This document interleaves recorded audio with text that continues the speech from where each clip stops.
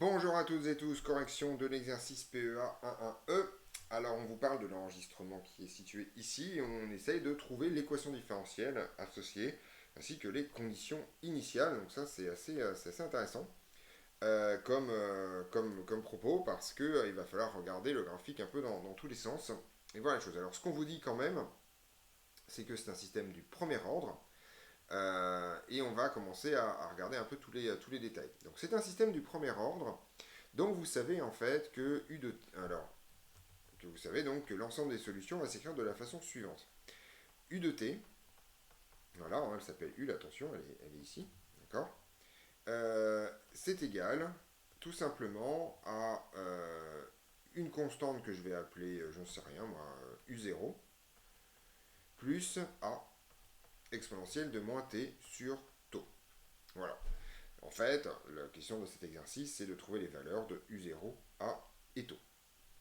Alors, U0 se trouve relativement facilement, puisque U0 en fait correspond à la limite quand t tend vers plus l'infini. Donc U0 en fait c'est la limite quand t tend vers plus l'infini de U. Et donc en fait ça vaut 0 ici, puisque si on regarde le graphique, eh ben, on se rend compte que l'asymptote horizontale ici est manifestement en 0. Je vais essayer de le positionner là correctement. Voilà. Et donc en gros, visiblement, la limite quand t tend vers plus l'infini de cette grandeur est 0. Donc en fait, on va avoir un comportement relativement simple. Autrement dit, on va tout simplement avoir le fait que u de t, ça va donc être égal à a exponentielle de moins t sur taux. Alors ensuite, il va falloir trouver A, et là il faut regarder les conditions initiales, il faut considérablement se méfier de ce graphique qui est là exprès pour ça. En fait, les conditions initiales, elles commencent ici. Le régime transitoire, en fait, il ne commence pas à t égale 0, mais il commence à t égale...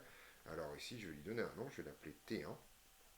Et T1, ça vaut visiblement quelque chose comme 10 millisecondes. Donc le graphique vous raconte les choses suivantes, donc on sait qu'on a que U de T1, c'est égal par contre à 5 millivolts. Voilà, ici. Et donc, en gros, UT1 vaut 5 millivolts.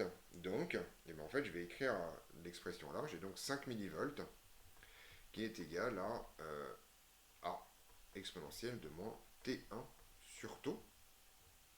Et donc, en fait, je me retrouve avec une expression de A qui est un peu différente de d'habitude. Ça vaut tout simplement, en fait, 5 millivolts exponentielle de T1 sur taux. Et ça va me permettre en fait d'écrire une expression de U qui va être la suivante. Je vais donc écrire que U c'est égal à A. Enfin, pas A d'ailleurs. Alors en fait, je vais faire un peu autre chose. Je vais juste donner un nom à. J'ai juste donné un nom, excusez-moi. Juste donner un nom à ce A là. Je vais l'appeler. Bon, je vais l'écrire un peu autrement. Je vais l'appeler grand E. D'accord. Donc E, je vais dire que c'est 5 millivolts. D'accord. Ça là, je vais l'appeler grand E. Et en fait, je vais l'écrire de la façon suivante. C'est exponentielle de moins t moins t1 divisé par taux. Alors ça, c'est une façon de présenter les données qui vous dit juste qu'en fait, on a une courbe qui va être décalée de t1 vers la droite, avec t1 qui vaut 10 millisecondes.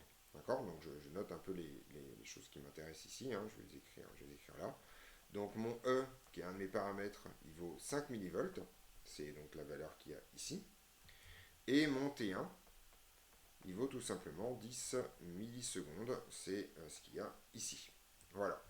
Donc en gros, en fait, j'ai E égale moins T1 divisé par taux.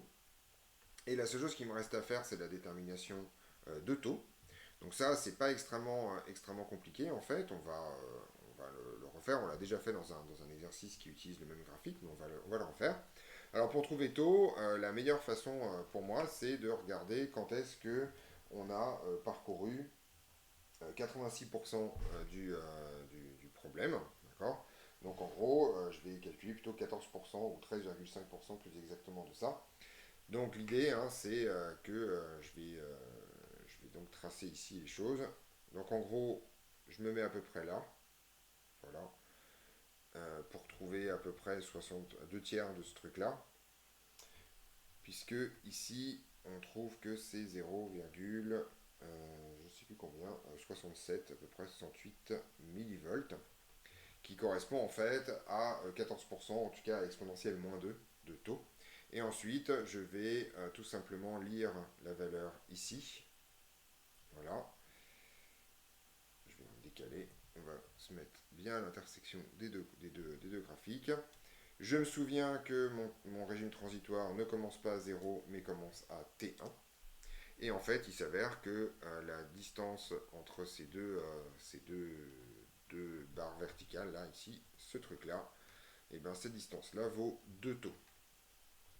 Donc en gros, si on essaie de voir, là j'ai à peu près 135, ici j'ai 10, donc 125, ça me fait à peu près un taux qui va être le dernier résultat qui m'intéresse, qui vaut donc à peu près 60, 62 si on a envie de pas arrondir, 62 millisecondes, qui est le dernier paramètre qu'on avait à déterminer, puisque 2 taux vaut à peu près ici 125 millisecondes. Donc si je divise par 2, ça fait à peu près 62, 63, enfin voilà, de toute façon les erreurs de lecture sont assez nombreuses, donc toute réponse pour taux entre 60 et 65, grosso modo, ou même 55 et 70 peut-être, serait largement acceptée et acceptable. Donc voilà la forme de U. Elle est donc ici, avec donc trois paramètres, E qui vaut 5 millivolts, T1 qui vaut 10 millisecondes, et taux qui vaut 62 millisecondes, E déterminant l'amplitude finalement du phénomène du régime transitoire, T1 déterminant le décalage du début du régime transitoire par rapport à 0, et taux qui va déterminer grosso modo le temps caractéristique du régime transitoire dans un système d'ordre 1. Voilà, ceci termine cet exercice. On se retrouve donc dans d'autres vidéos pour d'autres corrections.